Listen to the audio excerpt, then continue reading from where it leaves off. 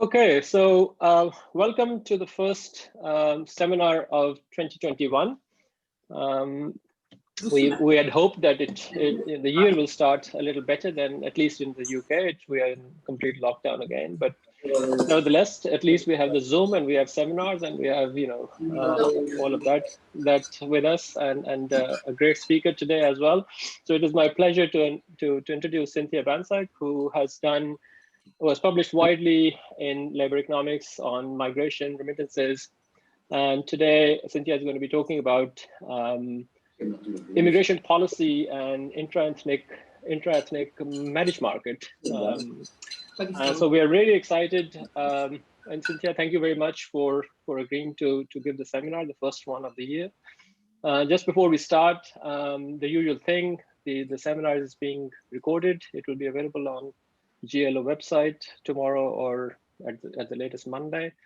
And please mute your mics so that we don't have any external kind of noise while Cynthia is presenting. And if you have any questions, please feel free to, because there's a small enough group, feel free to unmute. Cynthia is happy to take questions as she goes along. So we want to create kind of as much as possible, the regular kind of seminar environment. But of course, use the chat function as well if you want to write your question. Okay, that's it from me. Cynthia, screen is yours. Great, thank you so much. Let me get this started. Does that look okay? Okay, well, thank you so much, everybody, for being here. And as Matlub just said, please do interrupt. I can't monitor the chat that easily when I present, so I'd prefer actually you just chime in and ask questions. So I'd like to get started. So thank you so much again for inviting me, and I'm really honored and happy to talk here about some new work that I'm doing. It's joint with Sarah Pearlman, who is at Vassar College. She's unable to be here today and in person or virtually, but she's here in spirit, and I've already met with her this morning, and we've talked about the paper extensively. It's very new work, so again, I really would like you to ask questions and make comments as I go through the talk. This is the first time I've given it in this type of a format, so some of the work is new, and we really will value your feedback. It's not quite a paper yet. We're hoping to have it listed as a GLO working paper next week if possible. Okay, so the title of the paper is Endogamous Marriage Among Immigrant Groups, the Impact of Deportations Under Secure Communities. In this paper, we look to see if there are changes in the incidence of marriage and the patterns of marriage for immigrant women in the United States due to deportations under secure communities. We match marriage data from the ACS, the American Community Survey, which I think a lot of you are familiar with, but with some data that we accessed specifically for this project on deportations under secure communities that we accessed through the Transactional Records Access Clearinghouse at Syracuse University. We're looking over 10-year time periods to look at a change in marriage incidence and type of marriage, and to see how these are functions or not of deportation rates at the MSA and country of origin level. So that's really where we feel like we're making inroads, and the contribution is that we're looking at co-ethnic or endogamous marriages, marriage to people of the same country, and exogamous marriages, which we define as marrying someone from another country or a native born US individual, again, from the perspective of foreign-born women. So we have a lot of results, and I'm going to probably spend a little bit more time here because we probably I won't get to all of them in the talk today. But big picture, we find that when there are increased deportations at the MSA and country of origin level, that there are higher marriage rates for foreign-born women. So deportations seem associated or linked to increased overall marriage, and what I think is the big takeaway is an increase in the likelihood of endogamous marriage. People are more likely to marry people from the same country of origin if they're in an MSA and from a similar country, that they're more likely to be married to someone from their country when deportation rates at that level, the MSA country of origin rate, are higher. We don't see an increase in marriages to native born or to people from other countries. We make sure to do a lot of robustness checks and look for other different heterogeneities, and we find them by age group, education, overall country of origin, citizenship status, and we try to rule out all these other potential problems with identification and threats to our methodology. We don't find that it's a mechanical result that men have been deported and these are the women left behind. We try to rule out selection, that there's not mobility underneath where people are moving around and we're getting this increase in endogamy because of mobility or lack of mobility. So then if we do find that it's a behavioral response to the Secure Communities program, we try to figure out the mechanisms and what are some of the reasons this increased desire to marry someone from the same country of origin. And we look at other outcomes and find people are increasingly living with a spouse from the same country of origin. They have children. There's a slightly older age gap, or if you have a higher deportation rate, you're more likely to, as a woman, be marrying someone who's slightly older, and that gets at a potential matching market type result. We're looking at flows into marriage.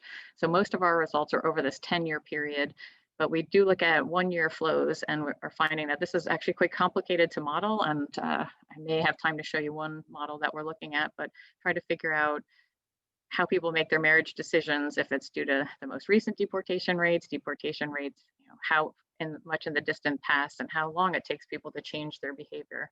So then, when we get to the bottom here, and the last point here, point 6, is what is the mechanism that we feel is the most important? And is it trying to get married and to protect yourself from being deported along those lines, finding a native born or someone who has changed their citizenship status from to being naturalized, or is it more of network effect? And if we hopefully I'll get there, but we find that the reason that there's this increase in endogamy is from a desire to mitigate risk through family formation and to build networks, and that networks become even more important. There's a literature on homophily and being with people like yourself when there is fear. And so if there's fear generated by the policy, it may have led individuals to concentrate their social networks among co-ethnics, and whether they've changed their preferences or just being around more people like themselves when they're afraid of being deported. We find this is one of the main channels that could be at work in terms of increasing endogamous marriages. Ira, did you have your hand up? Or are you? No, you're muted. I only can see a couple of people. Should I keep going? Okay, I'm good. Okay, yeah. so can you separate out marriages to U.S. Natives? Yes, and we do that. Yep, thanks. And do you have a breakdown by religion by any chance? No, but that's a good suggestion. You'll see here, I'll just quickly go through this one. This is not from me, this is from Hisham Fode, who's at San Diego State. And just to show, in the motivation, why do we care? This is exogamy is going down tremendously over the last 50 years. So one of the defining trends of the past 50 years is that there's been a decline in intermarriage or marriage with native born. So this is, there's a little uptick at the end. If we looked at endogamy, which is what we're doing here, it'd be, the flip, the inverted you, like going up and then just ticking down. So these are the results that we find are striking from our data set, where we're looking at marriage patterns of foreign-born women. Right now, we do split the sample, look for women between 18 and 54, and using the ACS data. This is for the period, which is the pre-Secure Communities period. And what you can observe there is that endogamous marriage is the majority. And so this is part of what you're just asking. We split it this way by overall married to someone from the same country, married to someone from another country, and married to a native-born individual. And the point of this is, number one, to show that endogamy is very important. It's most prevalent among immigrants. And we haven't found that these arrangements have been studied in terms of the response to immigration policies. I feel like we're making a big inroads here into looking at endogamy, and not just the determinants that I will talk about in a second, but also about responsive immigration policy, and also that there is variation. The numbers are very large, but there is variation across these countries of origin, and we have not found people to look at the country of origin. So, on average, it's 67% of our people are in endogamous, so that's the second column, bottom of that column there. But it's 82.93% for Mexican-born women, so that they are, and this, you have to have a spouse present in this data set to know which country of origin your spouse is from. It goes as high as 91% for those from India, but there is variation within Latin American countries. And you see, El Salvadoran women, the endogamy rate is 64.8%, and it's 52% for Colombia. And then, going across there and down, 20% married to a native-born individual, and 11% to someone from another country. Okay. I have two questions. Yep. Okay. The first one is about natives. If you know the parents' country of birth, being born in the United States from, for example, a parent from Mexico, do you have this information in your data? I don't, the grandparents, or their parents' birth, or their parents? I'm thinking more in terms of second generation immigrants, like they can be born, for example, from two Mexican parents, but they're born in the United States. The native can be born from two Mexicans, if you have this kind of information.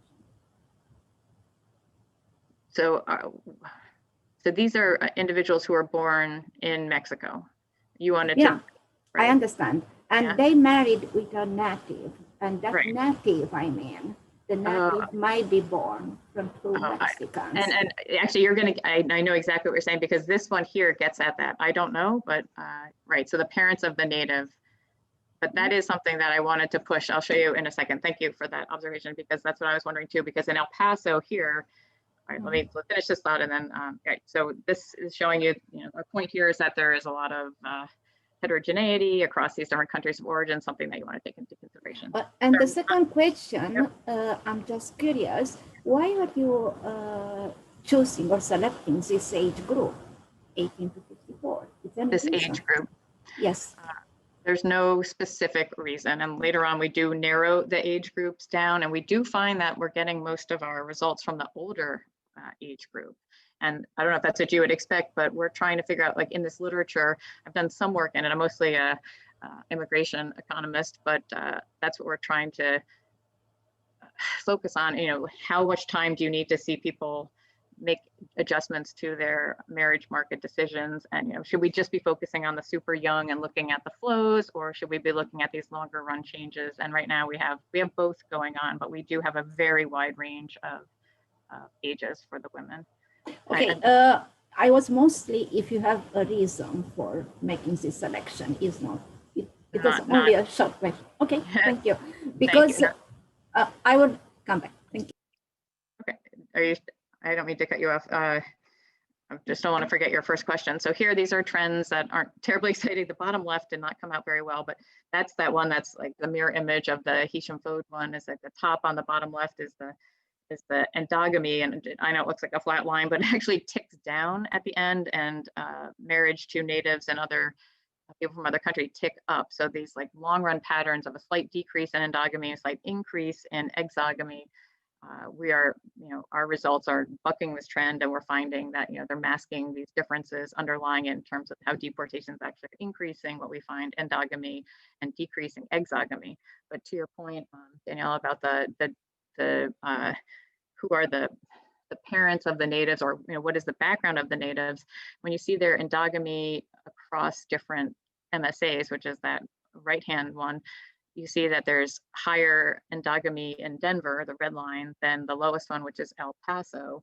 But that's what I was thinking, that the native born that people are marrying in El Paso, their parents might be from Mexico. So the native born, I think that's something we can look into too, at least to see if they're Hispanic, or some question about the ethnic background. And I agree. So these are all questions well taken, and but I think that a native born is, there could be differences that we could cut the data at as well.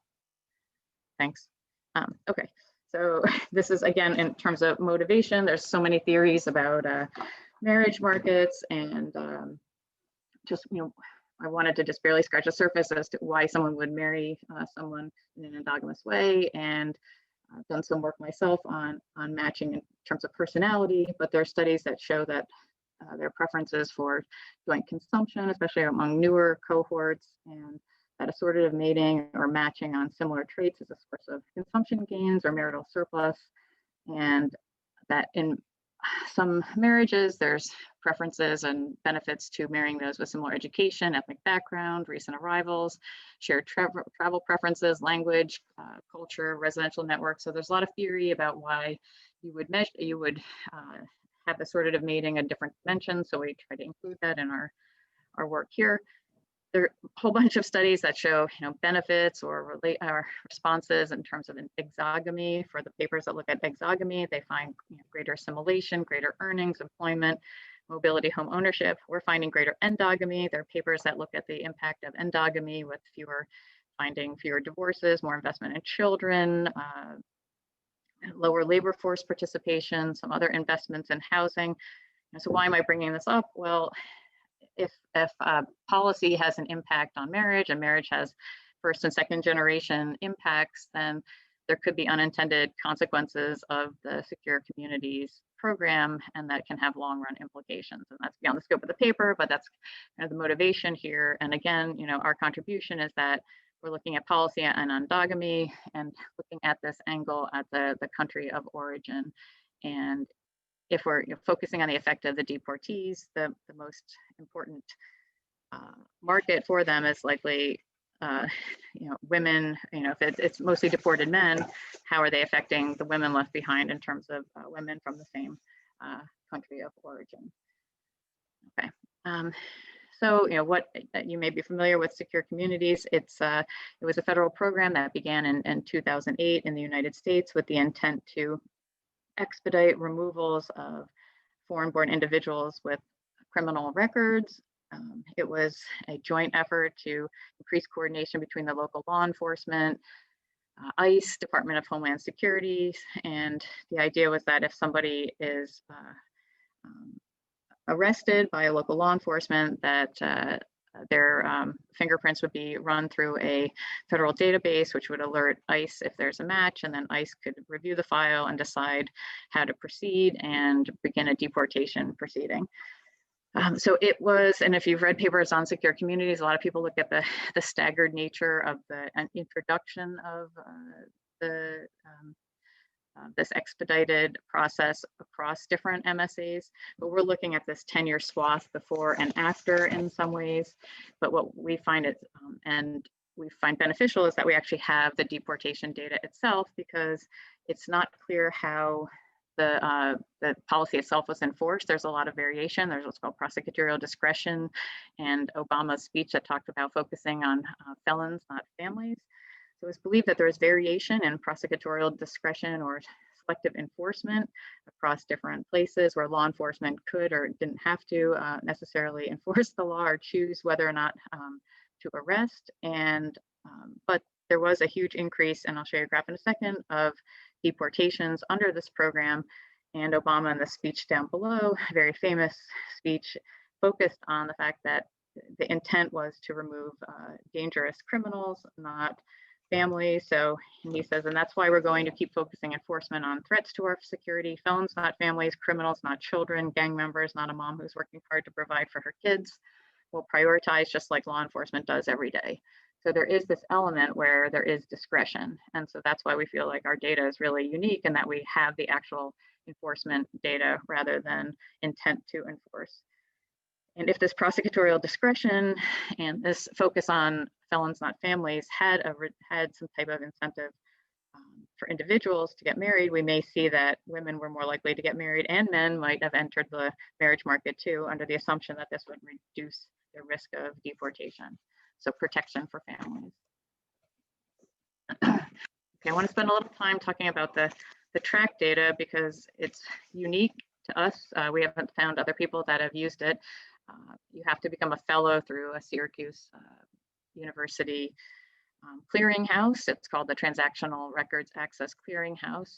And what's very important, and we think is unique about this, is that we know whether the law was enforced, and we also know where the person was arrested. So each record, we have individual level records linked to the state and the county where the fingerprint was recorded, rather than knowing where people were deported from. So that is a big advantage to this data set.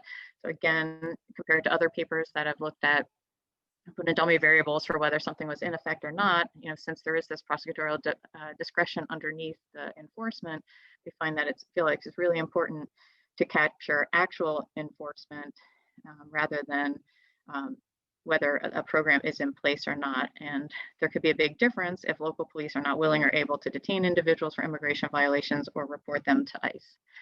And again, I'm going to just keep saying it because we really want to stress that we're looking at this country of origin within an MSA, and we feel like putting in MSA fixed effects is not enough because there is a lot of variation in deportation rates, marriage rates within a country of origin. So just if you are interested, I'm just putting a plug here. This is what the track immigration data looks like. There's a lot that's for free. There's some that you have to become a fellow to access. If you're interested or unfamiliar with it and you want to talk to me, I'm happy to talk to you about it later on. But these are just two snippings from their website. On the bottom right, we extracted data for the ICE removals under the secure communities, but it's a very detailed database, not just of immigration data, but all sorts of legal information that was all FOIA'd, and it's continuously FOIA'd, Freedom of Information Act. So it's very detailed and very, we find important for us because it has the actual deportation data. So this here is a graph of the deportations under secure communities from 2008 to 2017. There's some nuances here. First of all, at average, it's totaled at about 500,000 people were deported over this time period. In our paper, which I hope you'll take a look at. We would love your feedback. We do mention that the program itself was paused from 2014 to 17. So you do see like slight declines there, and like the highest levels are right in the middle. It was paused, but there was a replacement program called the Priority Enforcement Program. And we include this period because it probably was seamless to people who were in fear of deportation because deportations were still high and the approach to being deported hadn't changed. It's an identical fingerprint matching procedure under both programs. So it does taper off to 2015 and 16 and 17. We also have the Trump year at 2017. So we have done all sorts of robustness checks or whether we should include this, the period that's after the secure communities was paused and the introduction of Trump and the new administration in 2017. I have a short question. Yep. Deportations, I'm thinking like macro data, they might have another reason, right?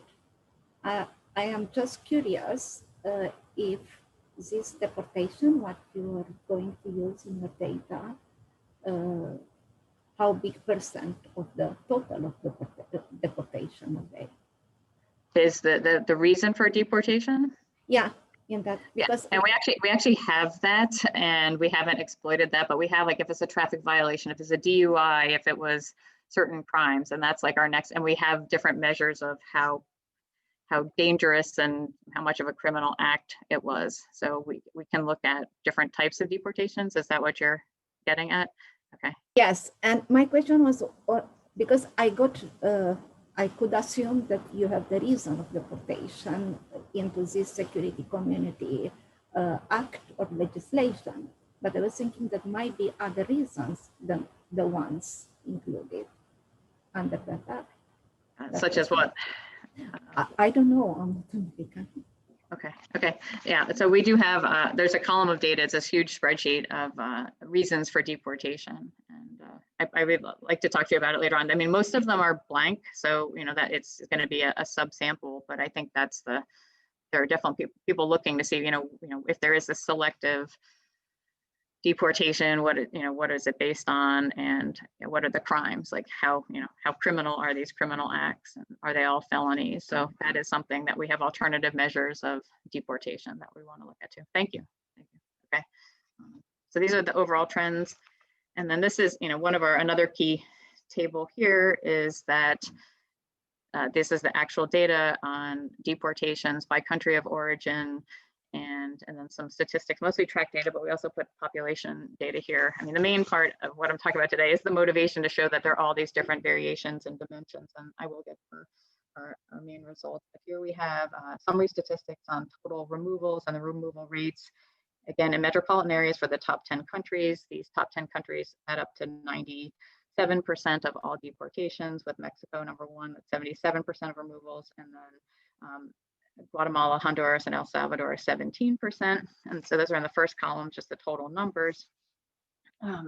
But then the last column are these removal rates, and those are large and vary a lot, with Mexico at 5.6%, Guatemala and Honduras at 19 and 15%, and then the rates drop off considerably. And we have a column here on the representation of people within the immigrant population: 29%, 2%, 1%, and then the representation of in the LHS less than high school. But still, this column 4, or 1, 2, 3, 4, 5, the percent removals to the population just shows that people are being deported at 2, 3, 4-fold the representation within the population, and that there's variation there as well. And then at the bottom, just for contrast, we show other countries that have fairly sizable populations, like China, that has 3%. It makes up 3.6% of immigrants, 3% of those with less than high school, but only 0.13% of removal. So there was, a differential treatment and differential deportation rates again across these countries of origin. And so this is just looking within LA. And so again, this is to say, like, we're differentiating ourselves from those who are just looking at MSA and MSA level policies. Within Los Angeles, you see very similar variation, that there is variation in deportation rates within an MSA. So the big point there at the bottom there is, taken together, we're using the ACS data, we're using secure communities data, and show that marriage markets are different among co-ethnics, and shocks to these markets as measured at deportations vary by country of origin. And so we find a big contribution for us is that we can model marriage markets at this country of origin MSA level. Okay, so this is a very simple idea, but so what would the theory predict? Should we expect higher incidence of marriage? Should we expect higher endogamy? Maybe when you think, oh, all these men are being deported, well, there'll be fewer marriages and fewer endogamous marriages. And we find the opposite to be true. So what else could be going on? If you look at supply and demand just for the incidence or getting married at all, we consider that it could be ambiguous, although you'll see here there's 3 of the 4 reasons are for increases in demand and supply. But your first reaction or response might be there'll be a negative supply shock due to deportations, and that there'd be fewer men around in the marriage market. However, men might be interested in joining the marriage market if there's protection for being married and not being deported if you get married and have a family. So there could be an increase on the supply side.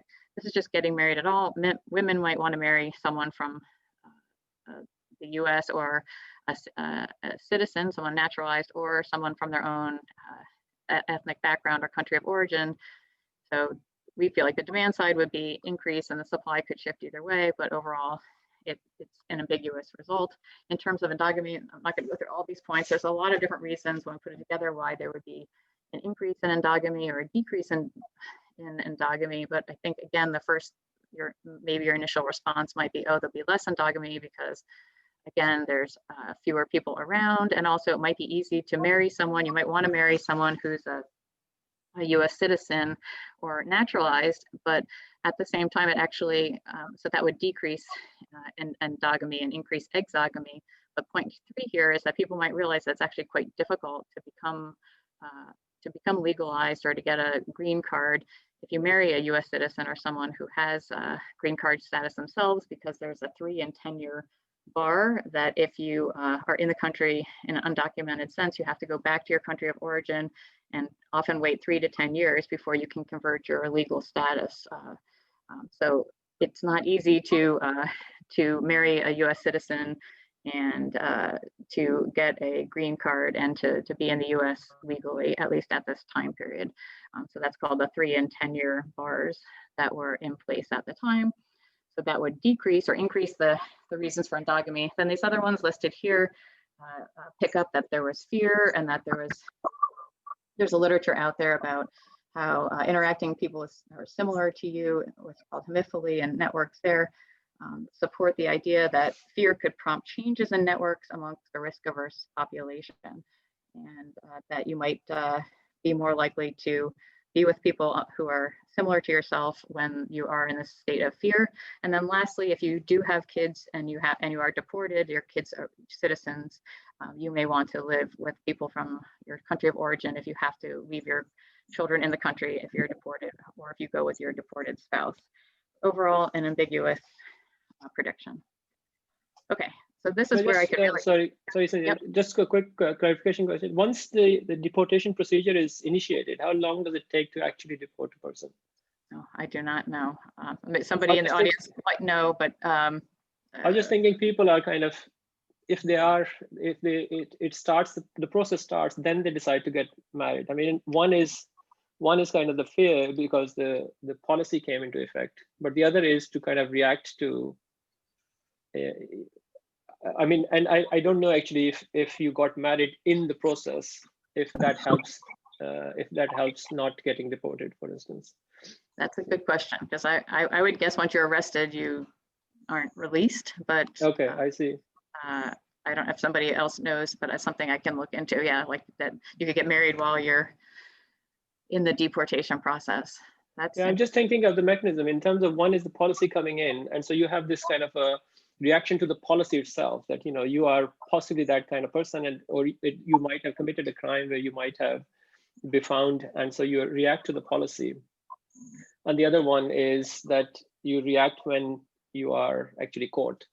It doesn't probably affect your results in any way at all. I just want to kind of think about how people are, what the mechanism is in terms of people's decisions.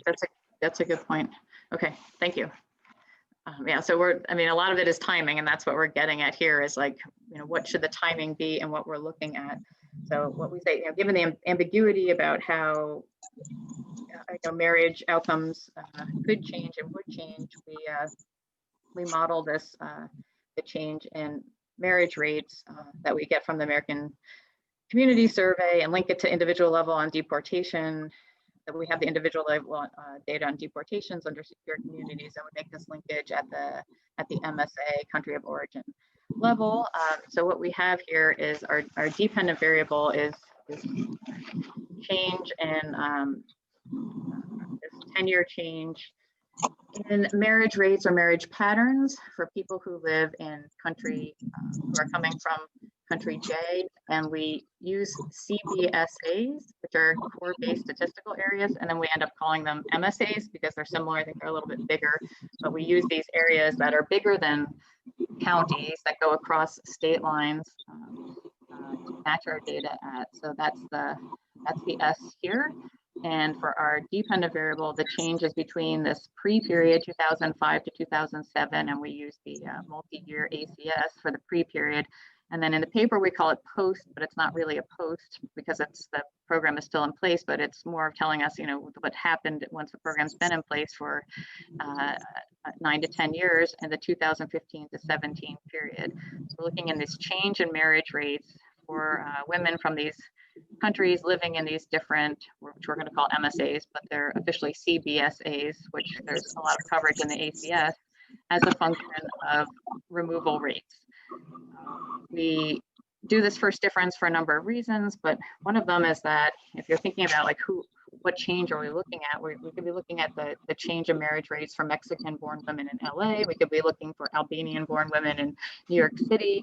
And then when you start thinking about the cell size and the cluster, they could be very, very different. And so there's a paper by Monras who econometrics behind it. By first differencing, you get at some of these issues with different cell sizes and different cluster sizes. We do have all sorts of weights and look at different cell sizes in our analysis and find that it's not sensitive, but we do only include cells that have at least 5 women in them. And so that's part of the reason that we have the first difference on the as a dependent variable. And how much time should we have in there to change people's marriage patterns? That's one of the questions that I'm hoping that you could help us or give us some feedback on. But for now, we initially thought like pre and post, but we've narrowed the window. We've made it more like a a first difference on both sides, and our results are robust. We keep finding increased endogamy. The main removal rate that we're using is this cumulative number of deportations over this whole time period. That's in the numerator, over the population of immigrants, again, from a certain country of origin in an MSA as the denominator. We've played around with them, and then I think as Danielle mentioned, like this is where we can put in, different types of removals, different types of criminal activity. But again, just want to stress that it's at this country of origin MSA level. And and this is just a slide talking about matching, but I think it's pretty straightforward. We're matching at this level, but we do.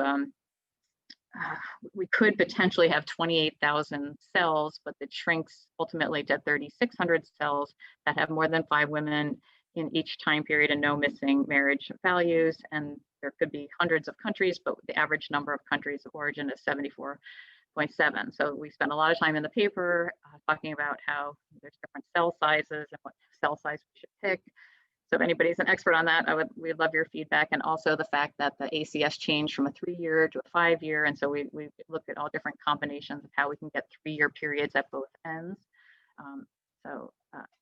Where are we getting the variation? What are we picking up here in terms of our empirical strategy is that, again, we're first differencing the data on the dependent terms of marriage market. So we feel like we're controlling for any differences in this pre-secure community marital behavior, that for Mexican migrants in LA, for example, they might be more likely to be endogamous marriages, but then we're differencing that. We're looking at the change as a function of the deportation rates. And so that's another benefit of looking at this change in the marriage rates, either overall marriage or type of marriage. We have MSA and country of origin fixed effects.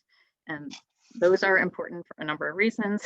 And most importantly, the MSA fixed effect, obviously it controls for factors that vary across MSAs. There are differences in the timing of the rollout, and that's where that would be picked up. So there are differences and possibly in the discretion of the law enforcement at the MSA level. And then we also have country of origin fixed effects that pick up potential differences in the rate of undocumented immigrants and propensities to enter in endogamous marriages. So those are important. When we put them in and take them out, we do find differences that are quite important. We do weight our data as well, again, based on the size of the country of origin in the population and MSA in the pre-period, thinking that there were 10 different countries of origin that were predominantly driving a lot of what we think could be happening, but then we do leave them in, take them out, put in border MSAs, do results without Mexican immigrants. And again, our results, this endogamy just keeps coming through over and over.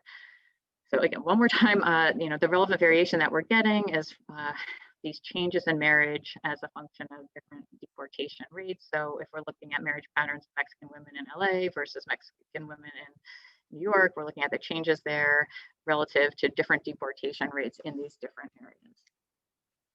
Okay, but there is still potential threats to identification, and this is where, again, if you can think of other potential omitted variables that we could put in there, this is where we're looking for variables that are correlated with our removal rates and the marriage patterns, at this country of origin MSA level. And so we include these 4 here.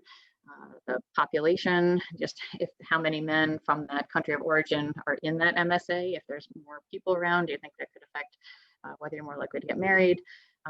The share of people with less than a high school education, possibly picking up an unauthorized effect that could affect both the marriage and the likelihood of being deported. An enclave effect, which is what we ultimately find, we think is going on, is that the more networked you are and the more you're around people of your country of origin, the more likely you are to marry someone from your country of origin, and then the gender ratio as well. So those we put in at this MSA country of origin level. Okay, so now we're at the main results, and please give suggestions. So these are, and then all the rest of the results are pretty much in the same format of this table. So I'm going to spend a little bit of time here. So this is our, these are the estimated coefficients from different versions of the model, which again, look at the differences. The first column there is the propensity to be married or the marriage incidence. Column 2 is whether you're married to someone from the same country, and again, changes. The third is from another country, and the last one is if you're married, if you change your behavior and are more likely to marry someone from the US. So panel A has the results that include no country MSA controls, those 4 controls that I just showed you, but they all have MSA fixed effects and country of origin fixed effects. Panel B are the results that we most prefer, and that has the log of the average number of men from a country of origin, the percentage of the country of origin MSA population with less than a high school degree, and the percent of MSA, so an enclave effect, the population comprised from that country of origin. Okay, so starting with the incidence, so going down column 1, they're all positive and significant, finding that the higher security deportation rates are associated with a significant increase in the incidence of marriage among immigrant women. So that is higher deportation rates, more likely to be married. And we convert these to percentages. So we do compute what happens if there's a 1 standard deviation increase in deportation rates. It's associated with about a 1 percentage point increase in the incidence of marriage. If that was about 64%, it's a change of about 1.64% of the mean. It's significant. I wouldn't say it's very large, but it's not 0. So in terms of the unintended policy, the consequences, it's an increase of about 1.64% in terms of marriage. But if it has multiple generation impact, we feel that it's worth noting that there are potential unintended consequences of the law that could affect family formation and human capital of children, and it's significant across the board. Well, the second column, though, this is the title of our paper, is about the endogamy, which comes out every single time in every single regression and across all the different cuts, is that we find evidence that the demand for endogamous partners increased as higher secure community deportation rates are associated with the increase in endogamous marriage. And again, when we look at the impact from a 1 standard deviation increase, it's a 1 percentage point increase in having a spouse from the same country of origin, or about 1.4% of the pre-period mean. So statistically significant. And we do find that in the third column there, for most of them, that there's a significant decrease in exogamous marriage to immigrants from other countries, and then mixed, if some negative but not a significant decrease in marriage to a native-born spouse. Okay, so just kind of to summarize the main results here is that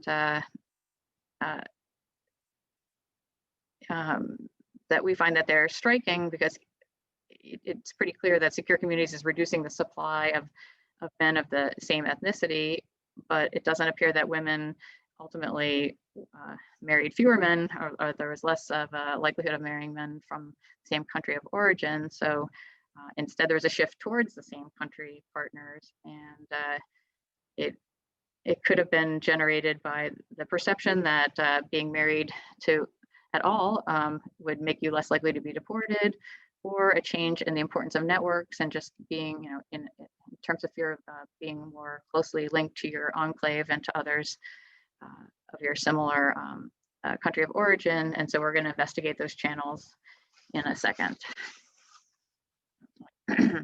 But I'm not going to spend a lot of time on this, but we do have heterogeneity by education, by age group, by country of origin, like across all the MSAs, by region, and also by years of time in the US. And I'm going to just quickly toggle that, because if you do have feedback or suggestions, these are some areas where we do find differences by group. And so this is the table here, that the first 2 rows are when we split the sample by whether the woman is a citizen or a non-citizen, and the second row there, panel B, we're finding that results we're getting are for the non-citizen women, which makes sense. They're the ones who are more likely to fear being deported, possibly if they are unauthorized. So that was not surprising. C and D are based on the education of the foreign-born woman, and there's a large literature by Furtado and others on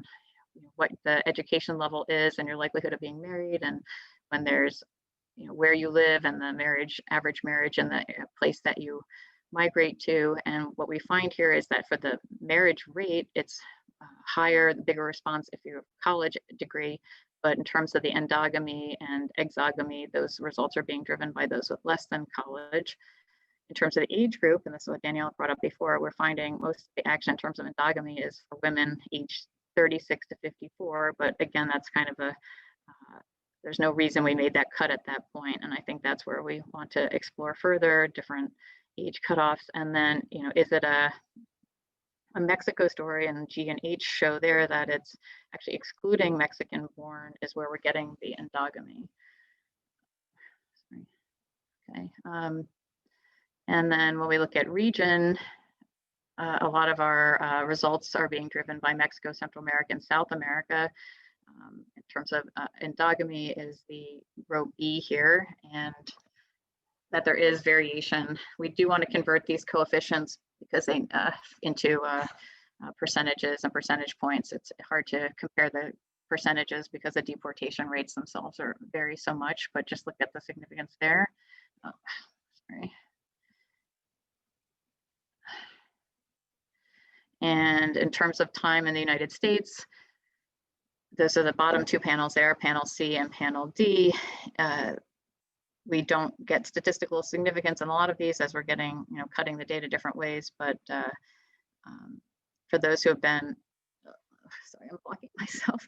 The far right-hand column is that the large decrease in marriage to native born for the people who have been in the U.S. less time. So that could be based on the fact that people realize how hard it is to marry a U.S. born or a native born individual, and to immediately get a green card, you have to go back to your country of origin for 3 to 5 years, and that could be a function there of that result could be a function of that policy. Okay, so we did want to rule out selection, and I also want to give you time to ask questions. So we don't feel like selection is driving our results. This top one I just want to show you is that, are these women left behind? Are we seeing increased marriages? And I don't know if that, Matt Lube, I don't know if that would get at yours, like the men are being deported and the women get to stay behind. That would, so here we find that higher deportation rates are associated with an increase in the percent of women who live with a spouse, and a smaller decrease, although insignificant, a percent who don't have a spouse present. So it goes against the story in which married women no longer live with their spouses because they were removed. So I don't know if that, it hints at what you were mentioning, but there's more, when there's a higher deportation rate, women are more likely to be living with their spouse. And so that we're trying to figure out, if there's a selection issue and what's going on, who's moving around. This is the only time you'll get to see this table, I think, about divorce, child present, age gap. And so we're looking at marriage market matching here and who's in the house. If there's a child present, if you're more likely to get divorced. And then we also look to see what's going on with mobility and those who, in this last table here, like in terms of selection, if you came young, what would happen to your marriage patterns? If we just include people that didn't arrive in newly to the US, and we find similar patterns and cuts across these samples. So we don't feel that it's necessarily by taking out new arrivals that we're finding similarity of our results, and that we're not necessarily, we don't think that there's a lot of mobility and people moving in and out that are driving our results, that people are moving into some people would be moving into MSAs with high deportation rates or moving out of them with low deportation rates, and would be also driving our results. So we have a lot of that in the paper, and we could use your feedback on that as well. But this is what I do want to make sure I get some time to spend on this is, so what is going on? And why are people preferring endogamous marriages over exogamous marriages? And if we do another test here of 2 different channels, is it that people want to be protected from deportation by marrying someone, in this case, a citizen? We're looking at a different angle on the citizenship, or is it these increased importance of networks, fear, being around people that know what's going on, exchanging information about probability of being deported, and how important are networks and enclaves, and that's the second channel there. So 2 more tables. So here is, we cut the data a different way, because before looking at native born, and some papers do reference that it's possible that native born men want to get out of the marriage market for foreign born women if they are worried that they'll be deported and then they'd have a deported spouse. So if we just look at the non-citizens and look to see if we look at people from, if we look at foreign-born citizens and non-citizens and take out the native-born out of our analysis, we want to see if there's an increase in marriage to foreign-born citizens, so foreign-born who have citizenship status, and we don't find that at all here. So again, more findings that are showing that that people are not, so in tandem with our results on exogamous marriages to natives, which also saw a decline or no change, we also find these results here that provide further evidence that marrying a citizen, a foreign-born citizen, was not a primary concern for immigrant women seeking spouses in areas with higher level of removal rates. So again, these are all in relation to higher removal rates. If there's a higher removal rate, are women more likely to look for within their co-ethnic group a spouse who has citizenship, or go to a different ethnic group and a spouse who has citizenship, and we're not finding that. So we really don't think it's a try to marry someone to change your legal status story at all, but rather, this is the last table I'll show you, that it's more of a network effect. And so we look at people who are unmarried because they wouldn't get the benefits of being married to see if just being with people of very similar background is what's driving it. And so we look at cohabitation of individuals to see if we see a similar pattern by cohabitation. And we do find a similar pattern that, although they're less precisely estimated, we find the same, that when there's higher deportation rates, there's higher levels of cohabitation with immigrants from your same country of origin, less from other countries, and less for natives. So we really are pushing that. We think we're finding a network effect here, and that the importance of co-ethnic networks is the main channel at work here. So in conclusion, I'm doing okay with time, because I do want to get some feedback, and thank you so much for listening. This is definitely work in progress. We are examining the impact of deportations under secure communities on the marriage patterns of immigrant women in the United States. We're using this detailed actual deportation data, and we can look at differences across these MSAs and countries of origin, where hopefully I convinced you that there is a lot of variation. And we find that secure communities, we say, leads to an increase in endogamous, and for the most part, decrease in exogamous. There's a lot of different cuts of the data, but definitely a decrease in exogamous to people from other countries, and some evidence for native born as well, or at least no evidence of an increase.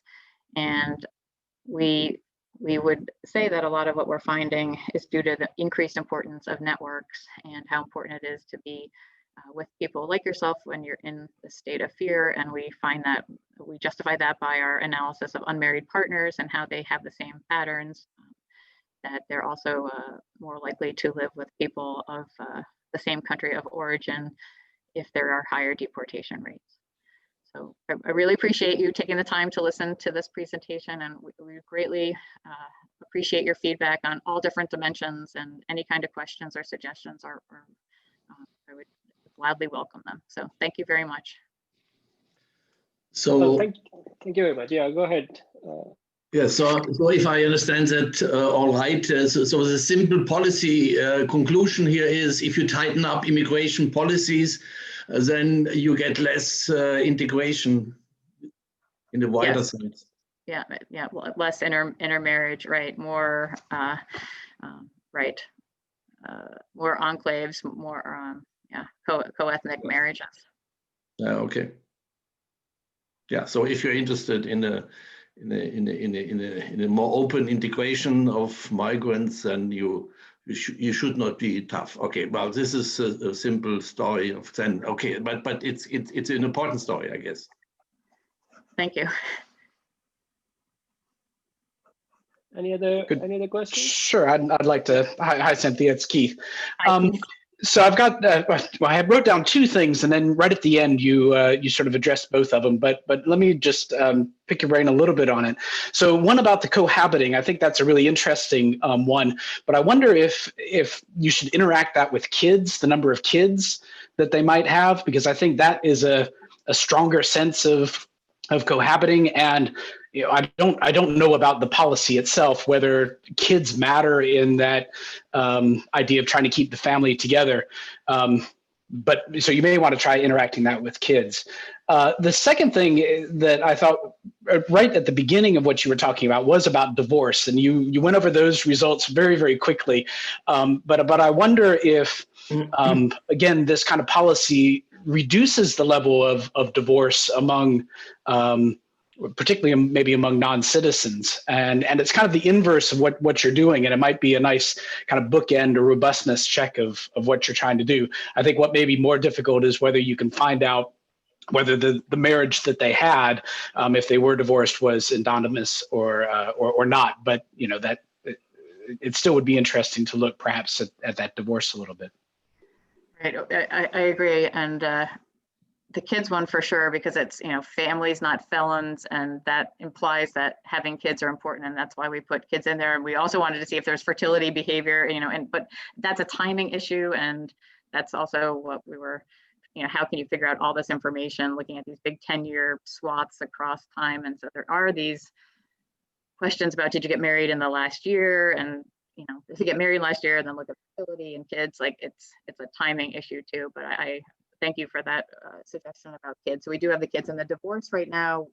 Yeah, it's, you know, like, do you want to get divorced from a non-citizen and marry a citizen? And, you know, there are interesting elements there as well. But yeah, you might be more likely to not, you know, be locked in. I don't know if it's called marriage lock, but, you know, there's like job lock and all these other housing lock, but marriage lock, yeah, because of this too, another unintended consequence. So thank you for that suggestion, Keith. So just to pick up on that, so what Keith was mentioning was two people getting married and having children, and that having an impact. So I was just wondering if a man marries a woman who already has kids, you know, so you kind of get a family, you know, who's divorced and who has kids. So you guess it, basically your intention is to get married and have, in a way, a ready-made family already, so that if the kids is the. So yeah, people who have kids already may be in higher demand if it's not required. Yeah, no, that's really interesting as well. And there may be other data sets too that we could link this to that would get at these family formation, which I think is really interesting, because that's one of the, you know, unintended consequences that we have here, all these different possibilities. I like that idea as well, because we did look at, did you have a kid within the last year? And we didn't find that, but we do have that that there is positive, that one of those tables I showed you, that higher deportation rate, more likely to have families. So I didn't really think of that angle, but that you might not be able to have a kid in a year, but you could marry someone who has children. Yeah. That might be the older woman effect too, that maybe, that's interesting. Yeah, thank you. These are great suggestions, thank you. Any other question? We have time for a couple more, if anybody has. Well, if not, then it's perfect timing. Thank you very much, Cynthia. Again, great talk. Really good, good coverage of a very interesting topic. So thank you for doing this so early in the morning with the beautiful setup in the background. So that's quite nice as well. Okay, so that's it for this seminar. We will be back online in a month's time. I can't remember who is the presenter, but yeah, we'll have the next one in February. Until then, stay safe. Thank you very much, and take the vaccine when it's available. Hopefully, everybody will be vaccinated by March, April. Thank you so much, and we're going to have a paper soon, and I love your feedback, and thank you for all of your. I'm going to take a quick picture. I don't know if you have a list of the participants, Matt Luke, because I would like to thank you all, and I'll thank you in the paper as well. But thanks so much for your. I'll take a picture there of your comments and for listening today. Thank you. Thank you. Thanks.